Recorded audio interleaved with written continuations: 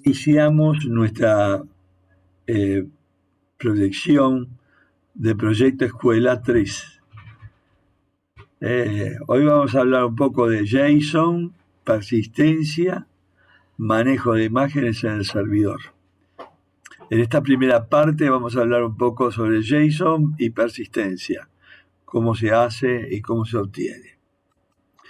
Primeramente, ¿qué es el JSON? Es una cosa que está muy de moda en este momento, se maneja muchísimo, sobre todo con JavaScript. JSON es un acrónimo de JavaScript Object Notation, notación de objeto de JavaScript. A partir de 2019 se ha convertido en un formato independiente del lenguaje. Ya no importa dónde lo estamos usando. ¿Qué tipo de datos tiene el JSON? Los números. Se permiten números negativos y opcionalmente pueden contener parte fraccional separada por puntos. Por ejemplo, 1, 2, 3, 4.456. Esa sería la coma en el modo inglés que lo tiene. Cadenas de caracteres que representan secuencias de 0 o más caracteres y se ponen con doble comilla y permiten cadenas de escape. Por ejemplo, hola. Está entre comillas. Booleanos. Representan valores booleanos y pueden tener dos valores. True y false. Null. Representa el valor nulo. Array. Representa una lista ordenada de 0 o más valores, los cuales pueden ser de cualquier tipo. Los valores se separan por comas y el vector se mete entre corchetes. Por ejemplo, Juan, fíjense que aquí no hay ninguna, no es una cadena de caracteres, sino es un corchete, otro corchete, y acá adentro irían, por ejemplo, tres palabras de caracteres. También podrían venir objetos ahí, que estarían puestos adentro. Los objetos son colecciones no ordenadas de pares de la forma nombre-valor. Nombre, dos puntos, valor. Separados por comas y puestos entre llaves. El nombre tiene que ser una cadena entre comillas dobles. El valor puede ser de cualquier tipo. Repito, el nombre tiene que ser una cadena de comillas dobles. Si nosotros recordamos, cuando hacemos los objetos, son bastante parecidos. Fíjense que el objeto, este tipo de datos siempre es un string. Un JSON es un string, por lo tanto se necesita que haya una comilla acá y una comilla de entrada y una comilla de salida. Y viene adentro una llave que va a llevar un objeto. Todo esto es un objeto. Y acá tienen lo que decíamos también, el nombre y el valor. Por ejemplo, entre comillas, departamento. No puede estar sin comillas. Cosa que los objetos sí pueden estar con comillas, los objetos de JavaScript. Pero acá en JSON no. Tienen que venir con comillas. Es estricto eso, si no, no funciona. Dos puntos. Y acá está el valor. Que por ser un número no tiene comillas. ¿Podría tenerlo? Sí, podría tenerlo también. Porque lo puede convertir en carácter. Nombre de departamento, entre comillas, ventas, y entre comillas, nombre de departamento. El director, Juan Rodríguez, ven que van entre comillas y van siempre los dos puntos. Esto es muy similar a los objetos cuando los hacemos directamente en JavaScript, así caracterizado. Empleados. Y acá es un arreglo, fíjense, es un arreglo de objetos. En este caso ya no venía como antes un arreglo de cadena de caracteres. Por ejemplo, el empleado primero se llama como nombre Pedro y con apellido Fernández. El segundo de la cadena, nombre Jacinto, apellido Benavente. Se cierran los objetos y al final se cierra el arreglo, que empezó acá arriba. A ver. Aquí. Y termina aquí. Y acá termina todo el objeto este. ¿eh? Fíjense que este objeto sería un departamento, el departamento de una industria. Bueno, todo esto está muy complicado para hacerlo, pero lo más fácil es el uso del JSON. Dado un JSON para convertirlo a JavaScript, el objeto se hace. El objeto JavaScript será igual a JSON parse JSON, siendo el JSON todo ese conjunto de cosas que están así con caracteres y viéndolo, y lo hace. El problema es que esto tiene que andar bien. Fíjense que JSON con mayúscula se pone, que es el método que va a ser el parseado. Ahora, si yo tengo un objeto JavaScript y lo quiero convertir en JSON, utilizo stringify, stringify. JSON será JSON stringify, objeto JavaScript. Con estas dos formas yo puedo manejar de un objeto JavaScript a un JSON y de un JSON a un JavaScript. La ventaja del JSON es que es un string, que luego puede ser guardado, mientras que en el otro es más difícil guardarlo como objeto. Entonces, esa es la gran ventaja de haber tomado el criterio de JSON. Utilización del HTTP request. Es decir, acá ahora vamos a ver cómo vamos a dar persistencia a estos datos. Estos datos no se pueden guardar directamente en el cliente. Se podría hacerlo, pero hay que hacer algunas cosas como el blob. El blob está muy útil. No se puede, por ejemplo, agregar archivos, borrar archivos. Ahora se está haciendo algo con eso, generando un espacio en disco reservado solamente para el usuario, pero en general no se hace, no conviene hacerlo, por eso una aplicación de escritorio es muy difícil hacerla acá, así. Tendríamos que usar el blob y es bastante complicado. Vamos a ver cómo hacemos. Tenemos que partir de que yo tengo un servidor. Y esto es interesante porque yo puedo, al tener un servidor, trabajar en forma concurrente. ¿Qué es forma concurrente? Que varios usuarios puedan acceder en un sitio web. En general, acceden cientos y a veces miles. Depende de cómo esté el servidor configurado. Así que vamos a ver un poco esto, porque ya me posibilita otras cosas que no podíamos hacer antes. Bueno, ¿qué es un XML HTTP request? Que es bastante largo, ¿no? Es un objeto JavaScript que lo diseñó Microsoft y fue adoptado, porque eso fue un éxito por Mozilla, por Apple y Google. También lo está usando el HTTP request nuestro amigo Opera. Actualmente es un estándar de la W3C. La W3C es la que se encarga precisamente de controlar y estandarizar todo lo que sea Internet.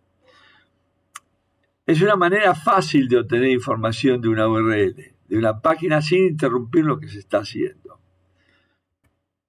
Para crear una instancia XML HTTP request hay que hacer lo siguiente. var request new XML HTTP request. Antiguamente esto se tenía que hacer con otros servidores según cómo funcionaba y para cada uno había una manera de enunciarlo, se hacía por fallas y etcétera, etcétera.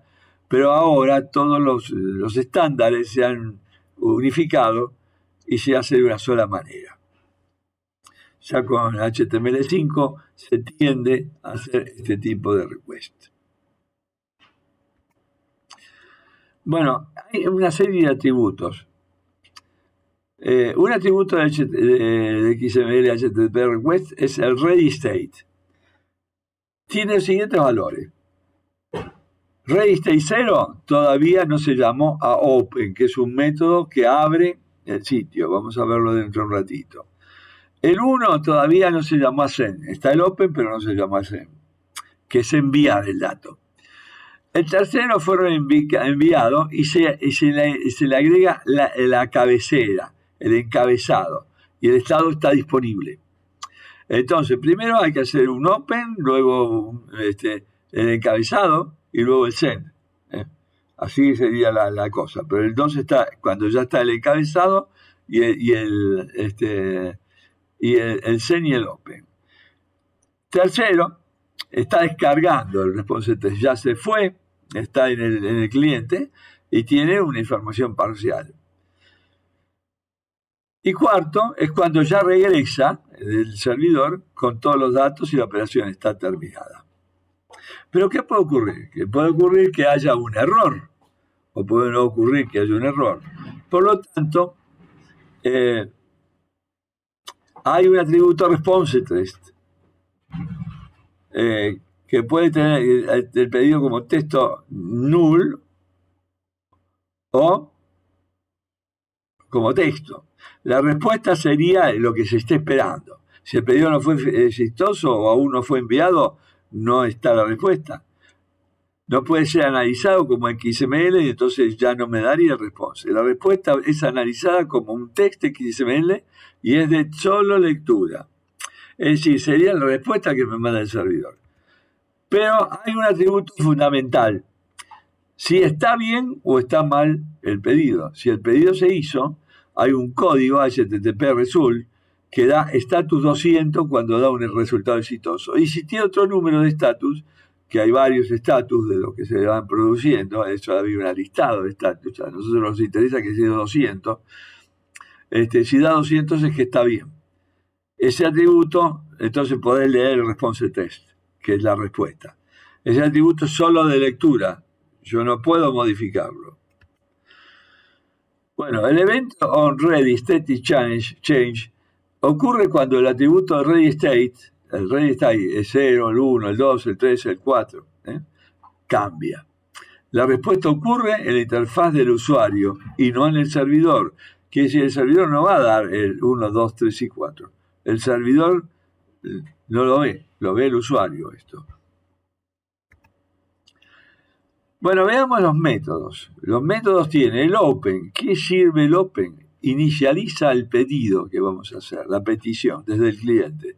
El método puede ser get, que lo envía por la URL, y el post, que envía los datos en forma oculta al usuario.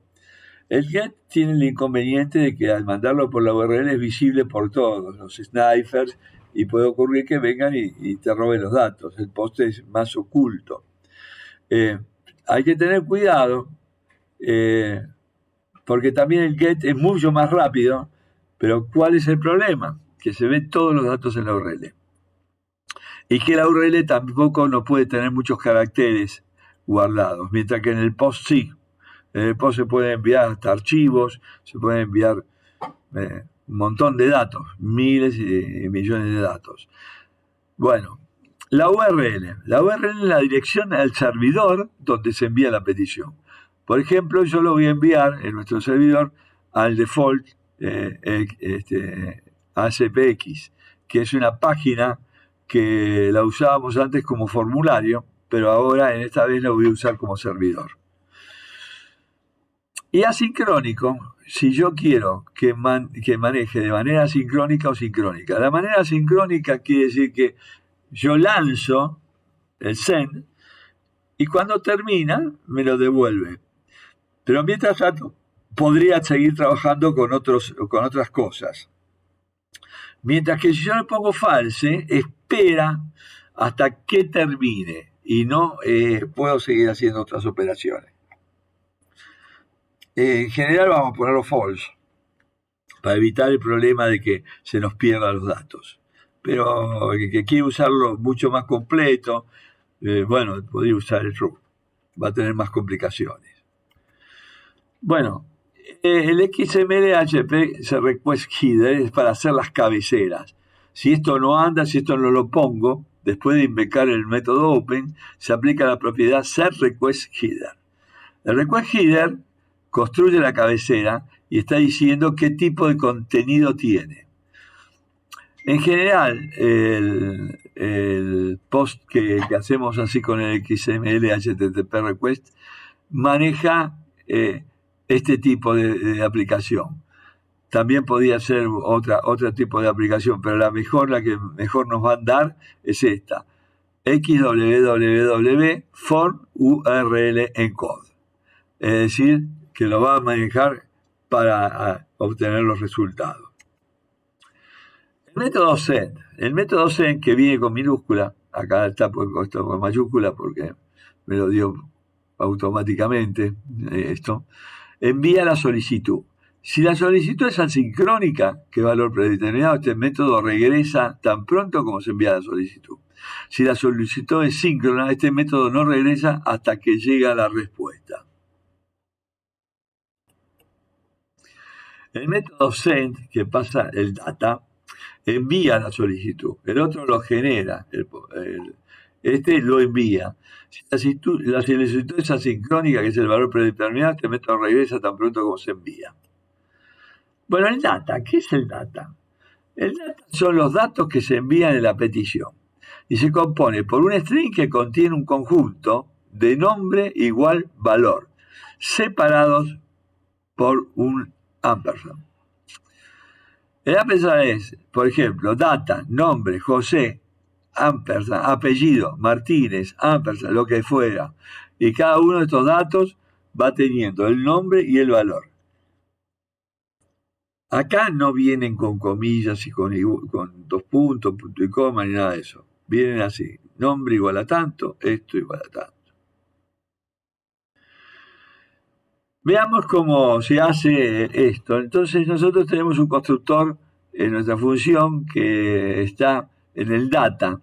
Ese data era un archivo data.js que teníamos también referenciado. En el data tiene el constructor pesos data y el método hasta ahora, después vamos a ver que va a haber otros más, está el load user, el save user, es un poco lo que habíamos hablado también en el otro lado con los eventos que íbamos a invocar y hasta que desarrolláramos. Ahora llegó el momento de desarrollarlos. Y el método post, que ya no es un método, sino que es una función. No es un método que corresponde a este objeto. Bueno, veamos cómo es la función post. La función post, que le paso el dato, y yo directamente acá lo voy a postear a default, la URL. Y que va a ser false, porque yo no quiero que me lo haga sincrónico, sino sincrónico, y el método se pone con mayúsculas entre comillas. Empiezo acá. Const request new XML HTTP request. Este es el objeto que había hecho Microsoft. Muy bien, entonces pongo var response igual a null. Directamente genero una respuesta que todavía no le cargo nada. Y ahora pongo request esta. Cuando hay un estado que es ready state change, entonces es una función. Se produce cuando cambia de 0 a 1, a 2, a 3 y a 4. Pregunta si el ready state es 4, quiere decir que el ready state va cambiando el ready state, acá está ready state change, y el request status es igual a 200, ¿qué quiere decir? Que dio perfecto, que anduvo bien, que no se cortó, que no hubo ningún problema. Entonces, la respuesta será igual a request response test. Como vemos, esto se hace a través de una función anónima. Y entonces la función anónima puede agarrar esta variable respuesta y la puede cargar acá. Si no, no lo podría hacer. Y bueno, y yo hago esto, request open, abro el request y le digo post default SPX. Esto es un evento, así que esto está definido. Pero lo que yo puedo ponerlo esto al final, lo puedo poner en el medio, lo puedo poner en cualquier lado. Lo que me corresponde es ponerlo delante porque acá cuando abro esto inmediatamente sale. Entonces tengo request open y hago el post default SPX, lo mando. Y le dije que quería asincrónico. Ahora, un request se request header, quiere decir que hago la cabecera, el encabezado, fundamental. Content type, application, tal, con URL code. Si esto lo pongo acá arriba, antes de esto, me salta error. Entonces lo tengo que poner acá para construir la cabecera. para que salga el efecto tercero. Y ahora hago el send, que si lo envío. Una vez que lo envío, espero la respuesta. ¿Eh? Entonces, este es el famoso post que voy a mandar. También podía hacer con el método GET y hacerlo con el GET, pero yo voy a usar el post, definitivamente en todos los casos. Bueno, tengo un método que lo que hace es cargar usuarios, el load user. Y fíjense que el método load user lo que hace es un let data igual acción load user. Es decir, está el this load user, que no lo puse, ahora lo vamos a poner. Es esto que está acá, a ver. Entonces adentro de eso está este dato. Les data acción load user. ¿Qué está diciendo eso? Pone una palabra acción que luego lo va a buscar en el request y va a decir load user. Le puedo poner acción, le puedo poner lo que quiera, pero yo le voy a poner acción. Quiere decir, ¿qué acción va a realizar el servidor? La respuesta, quiero la respuesta que me da el post. El post siempre me va a dar esa respuesta que digo. Y mando a data. Load user, le digo. Si la respuesta es no se encuentra usuarios, quiere decir que nunca se cargó, genero un users igual default users. Y pongo de save users, return. Y ahora trato de hacer, ¿qué hace esto? Lo que hace es carga el usuario porque no estaba nunca guardado, quiere decir que por primera vez yo lo voy a guardar en el servidor. Y le cargo el default users, que era el que cargábamos antes, que lo hacíamos todo en memoria, pero lo cargo una sola vez. Y entonces lo guardo, lo invoco guardar ese user. Y ahora, ¿qué hago? Un try. User JSON, parse respuesta. Lo que hago es cargo el JSON, lo parseo a usuario, a users, a los usuarios, no al usuario, y le mando la respuesta. En caso de que haya una excepción, hago un alert. ¿Qué significa? Que hubo algo que anduvo mal, hubo algo que salió mal. Pero es muy difícil eso. Bueno, y el save user es mucho más fácil. Genera un JSON string users, lo que hace es convirtió esto en un JSON, si hay varios usuarios, ya puede irse cargando los usuarios en memoria, y entonces hace un data action save user y pasa también con este ampersand al JSON que está cargado acá. Hace un let respuesta postdata, la respuesta, si es distinta y ingresó a usuarios correctamente, da un alert, como diciendo cuál es el error. En general, van a dar se ingresó el usuario correctamente.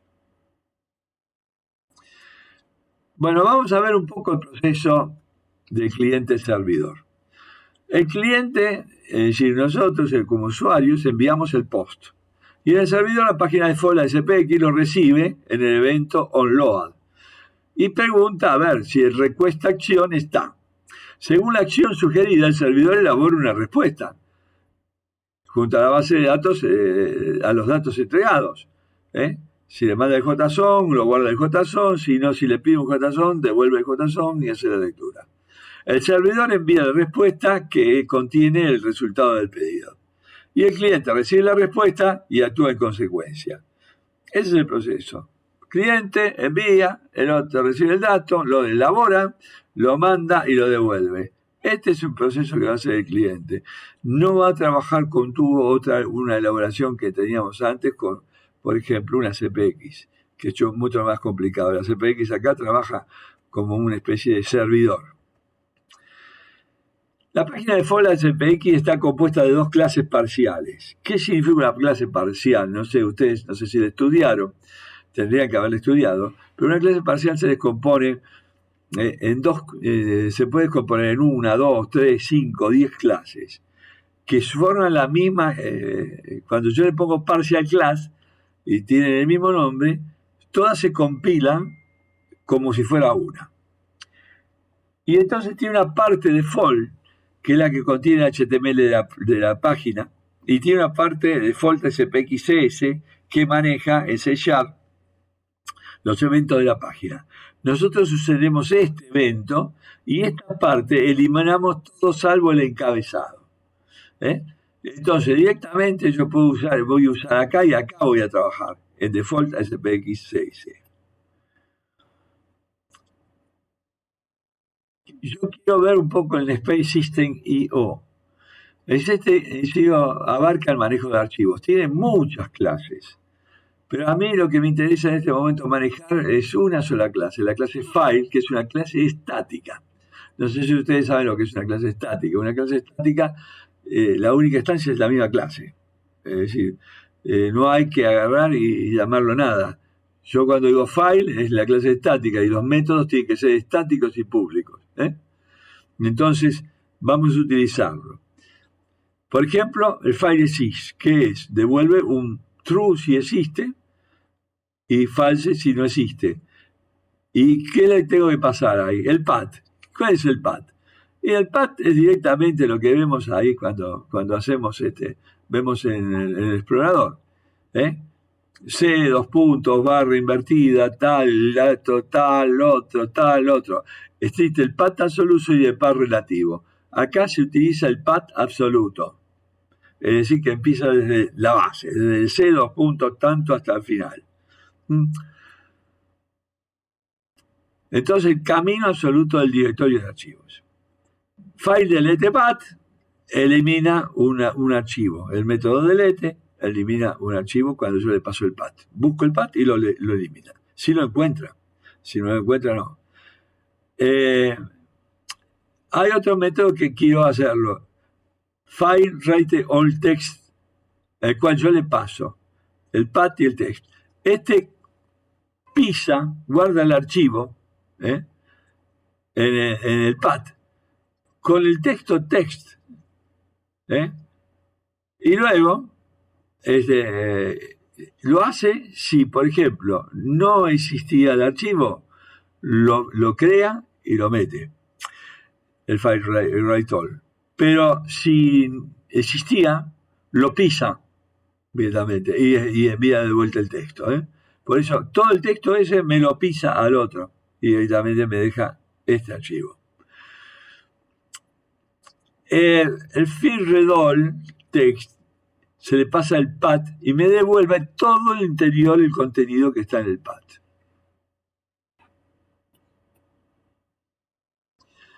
Bueno, vamos a ver cómo se hace esto. Entonces vamos a mirar cómo se hace en default SPX. Yo tengo el string path user, que es app domain, current domain base directory. Esto me está dando, porque yo no conozco el directorio, no puedo poner C, tanto, porque no sé. El servidor se va a guardar en la web, y ese servidor me lo va a dar el servicio que me da ese servidor, y él lo va a poner en el directorio que quiera, que le permita o que ellos quieran ponerlo. Entonces, la única manera de averiguar eso es con app domain, current domain, base directory. Me da todo el directorio, lo busca en su propio sistema operativo y me da el directorio base. Y ahora eso le suma luego datos, usuario, text. Quiere decir que le agrega al directorio datos que tiene en ese directorio usuarios, text. ¿Qué puse en el arroba? Bueno, no sé si ustedes están, el año pasado lo vieron, pero cuando yo tengo barra invertida, el barra invertida está representándose por acá, yo no le puse el arroba, lo que le está diciendo es datos, arroba u, usuarios t. Lo que me está diciendo es datos u, usuarios t, sin la barra. Entonces hay que ponerle a esa barra el arroba, o si no va barra ahí. Eso es porque el C# lo comprende así. Los caracteres que van a usar vienen con barra invertida.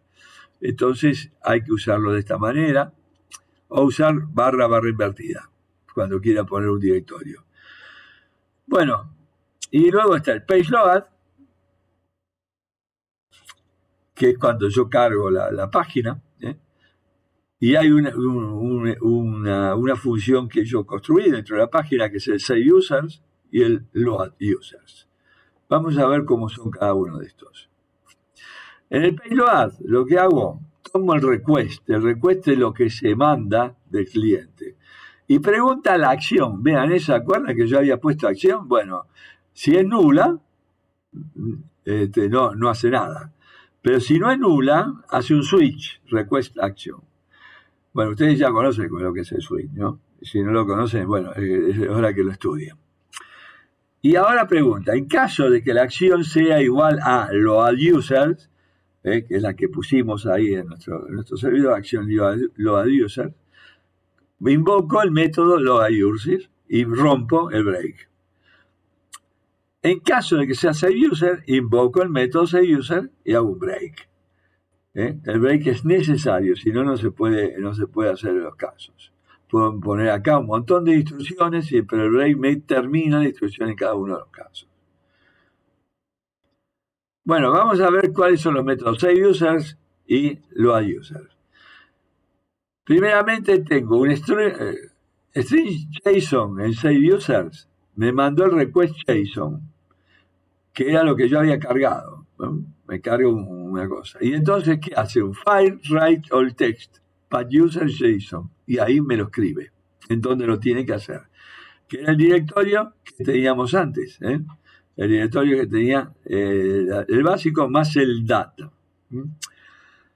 Y ahora hace un response write, se ingresó al usuario correctamente, lo cual era una de las cosas que yo preguntaba. Si la respuesta era esta, estaba todo bien. En caso de que hubiera una excepción, por ejemplo, alguna cosa media rara que no se comprendía, mandaba un response write. En general no va a haber eso, pero a veces dio. Bueno, y ahora veamos el private LoadUser.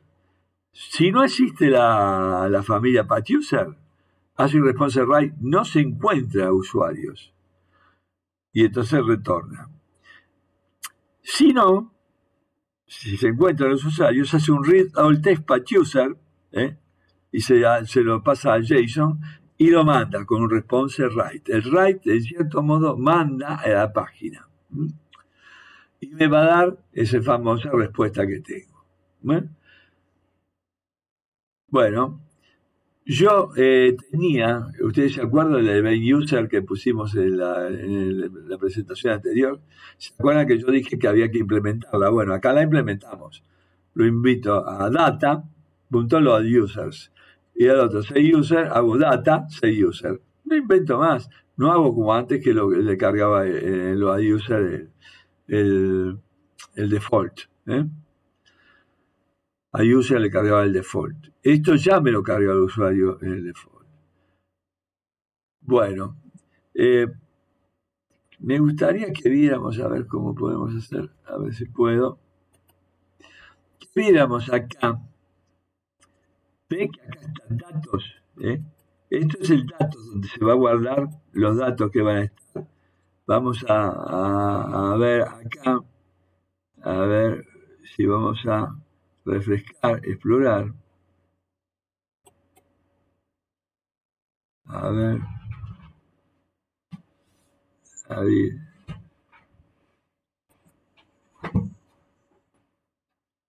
Acá está usuarios text. Acá cargó el dato, fíjese. Esto ya lo corrí. Yo lo voy a borrar para que no eliminar. Entonces ahora estamos sin los datos. Quiere decir que ya no los tiene más. Y vamos a ejecutarlo.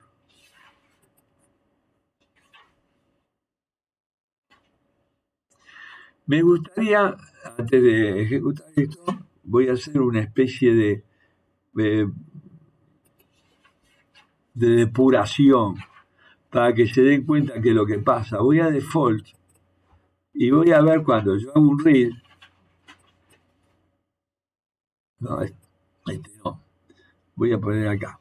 Quiero que se den cuenta qué es lo que pasa.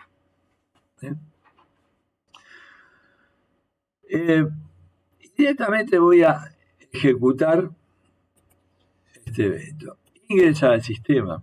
Y acá mismo yo tengo admin y directamente cuando yo hago ingresar, ¿se acuerdan que había un leer datos? Ese leer datos invoca, fíjense, al servidor y cuando va a buscar en el path no lo encuentra. El path user es este que está acá donde está buscando en datos, pero datos ya lo borré, por lo tanto no se encuentra. Si yo pongo continuar, me va a ir, vamos a ir a datos, JS, fíjense, a ver, el load user, yo estoy haciendo el seguimiento para que vean cómo lo hacemos. Y si respuesta no se encuentra, vamos a hacer esto, así lo vemos, que es lo que pasa. Voy a ir hasta donde está el detenido en este momento, le voy a sacar esta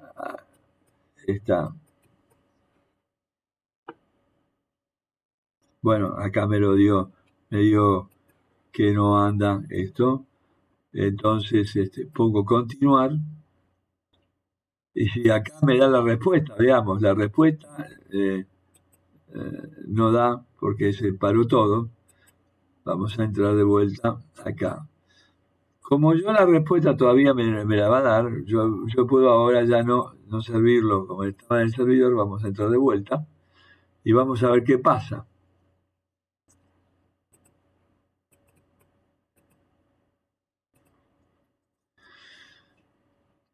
Manda y no se encuentra usuario, pongo continuar, si la respuesta no se encuentra usuarios, acá me va a hacer un user, default users, lo cual significa que era lo que hacíamos antes, es por primera vez que lo va a cargar.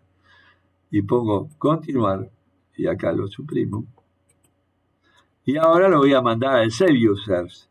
Entonces en el save users, fíjense lo que hago. Voy a borrarlo y vamos a continuar. Fíjense que hace un string file de users. Users ya tenía sus datos. Fíjense que tiene los datos users. Acá están todos los datos. Que está un solo dato, que es el usuario. Y bueno, y hace el save. Y digamos, bueno, continúo. Y acá me generó los datos, me los trajo al administrador. Quiere decir que ya ahora el sistema está guardado. Y si miramos en el servidor, vamos a ver que está guardado. Entonces yo quiero agarrar y agregar un usuario. Y voy a dar un alto usuario. Y ahora le voy a poner Pepe. Usuario Pepe. Con un DNI, le voy a poner un DNI 2 porque habíamos visto que no daba error. Y la dirección le voy a poner dir Pepe. El mail pepe@mail.com. La fecha de nacimiento le voy a poner 1980, el mes 2 de enero. El teléfono, qué sé yo, le voy a poner 33333. El rol a agregar le voy a poner que va a ser alumno. Alumno. Pongo agregar usuario, me dijo que todo está bien, va a salir con la contraseña 2 y pepe@mail. Pongo aceptar, cierro acá, voy a admin, bueno, y toda la historia veremos, pero quiero ver qué pasó en el servidor, a ver si funciona o no funciona, si hay guardado 2 usuarios o un usuario. Y eso lo vamos a ver directamente abriendo el servidor.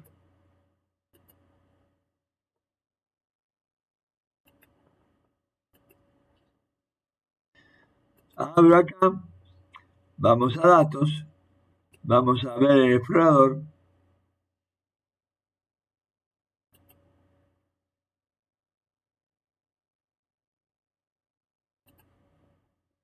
A ver si lo tengo ahí, vamos a detenerlo un poco. Sí, está detenido. Actualizar, a ver.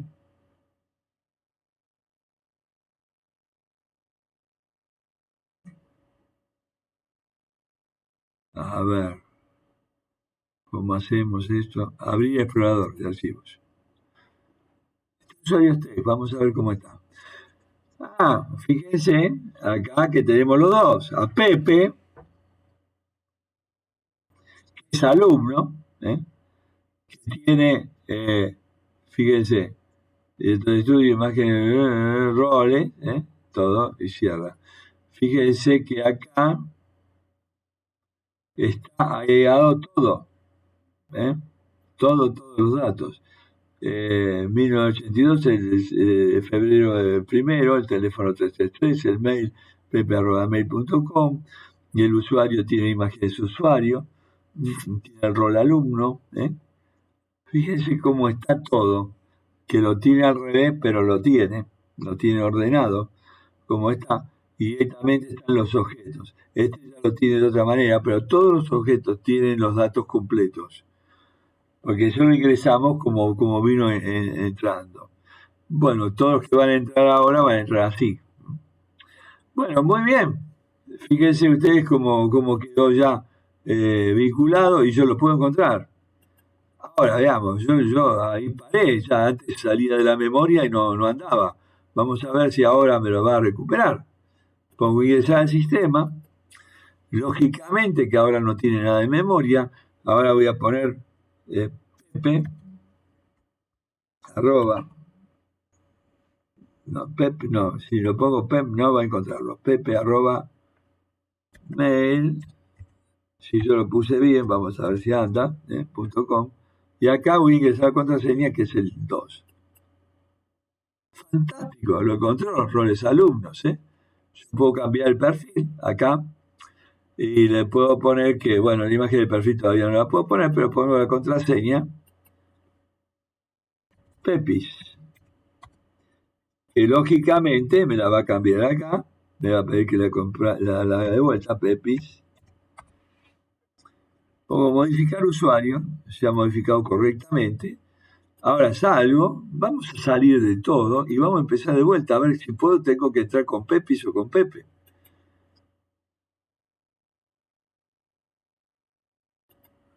Y voy a poner Pepe, arroba, mail.com. Si yo pongo 2, a ver qué va a pasar. No, incorrecto. Ahora voy a poner Pepis, a ver si va. Exactamente, entró. Esto significa que yo he dado persistencia, que los datos se van guardando en el servidor. En este momento está todo en la misma, pero cuando yo lo ponga en otro lado, el servidor va a quedar guardado, no va a quedar acá los datos. Y los datos se van a traer del servidor al cliente. Bueno, hemos terminado esta primera parte. Después vamos a seguir con la parte de cómo manejamos ahora esta imagen, que esto es interesante. Bueno, nada más.